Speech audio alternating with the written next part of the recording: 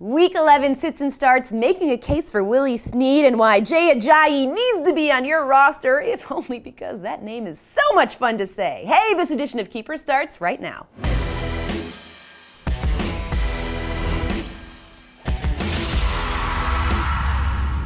Hey guys, welcome to Week 11 of Keepers. I'm Susanna Collins, and this episode is brought to you by the Dab. Yeah, mine's not as good as Cam's, okay? Whatever. Let's kick things off with my Week 11 sits and starts.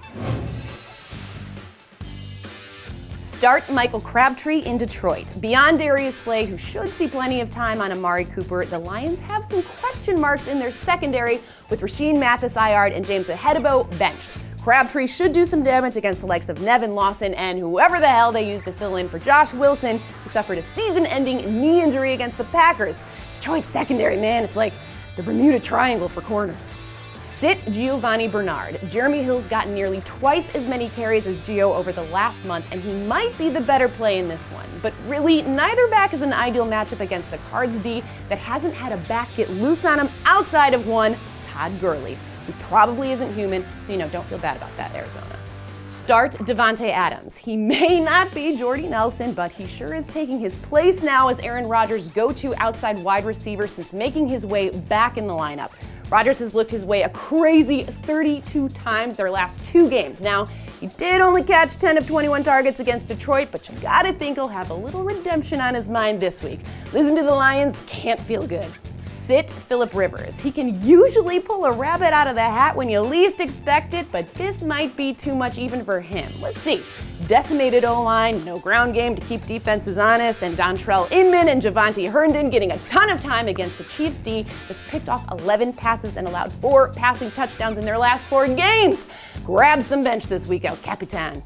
Start Ellington. His playing time had been significantly increasing each game over the last month, and his Week 10 game-clinching touchdown showed off his old explosiveness and should get him plenty of touches Sunday night. And hopefully, more Drew Stanton dance parties because we all win when that happens. Sit Charles Clay, especially if Jamie Collins can make it back from the virus that knocked him out of the last 2 games. But either way, you can do better than a tight end against Belichick, who hasn't scored since Week 3. No, seriously, you can do better.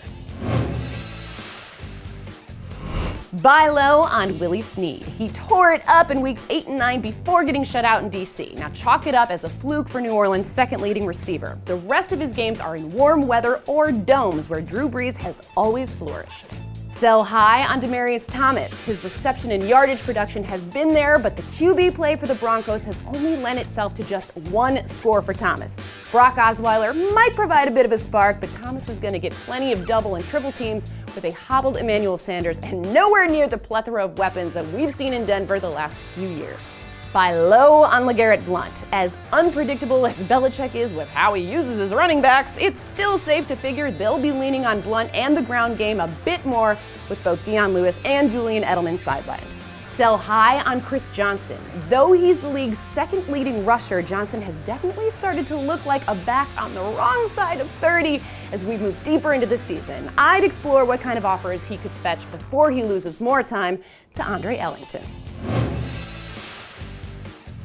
Hire Ajayi and fire Duke Johnson. After a delayed start to his NFL career, Ajayi has been fantastic right out of the gate for the Fins the last 2 weeks. After averaging 8 yards a carry in both of his games, it's becoming impossible to keep him off the field. As for Johnson, he's been a complete non-factor on the ground in November, and with Johnny Manziel taking over at QB, his receiving production's likely to take a hit too.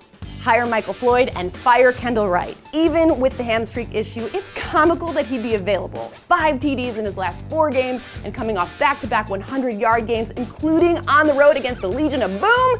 Come on now, hammy aside, pick him up. Meanwhile, Kendall Wright hasn't been nearly good enough to justify waiting around for his knee to heal. Ain't nobody got time for that.